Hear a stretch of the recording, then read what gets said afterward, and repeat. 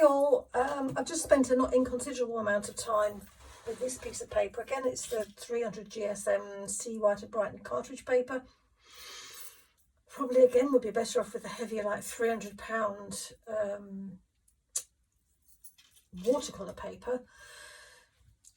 I'm yet to find one that's like, I really like the white, the bright snow glaring white of the cartridge paper, and a lot of the watercolour papers I find have a creamy tinge to them.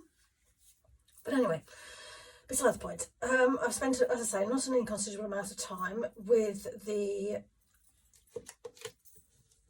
Daily Rowney inks, Payne's Grey and Sepia, and quite a lot of the granulation fluid. Good job I ordered some more, and I've been moving this around on the paper to get a composition that I quite like.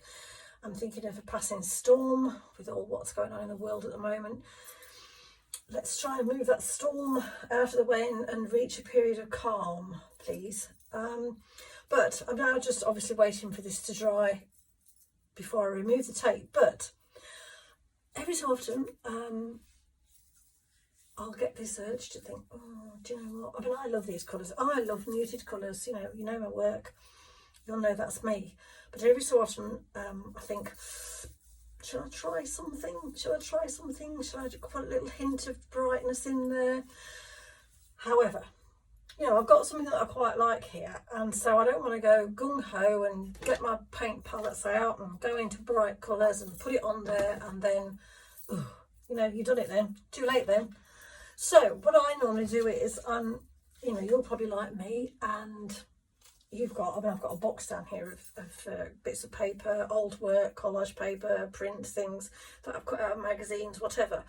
And I'm just going to get strips of them. I've got sort of probably pale ochre colour, orange, I know, a bit out there for me, and even more out there, not quite Barbie pink, but, and it's just a case of, do a sort of, not necessarily, but just offer it up. This is perhaps a bit big. Perhaps I ought to tear it just into I really should get a pair of scissors out here, but,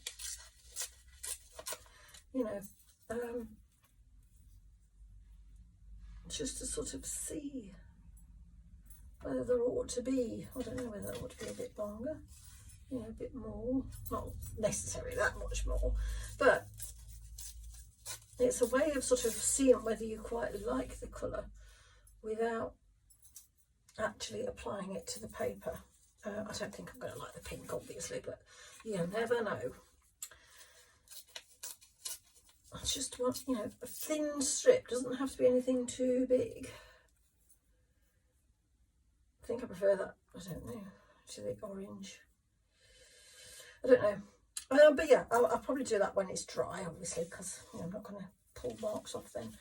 But I just thought I'd come on and say a little tip there. I mean, you probably already know that, but it's just a way of seeing whether you're going to like the colour before you go ahead and ruin what work you've created. So, as I say, I'm going to leave this here now before coming back and removing the tape. This is this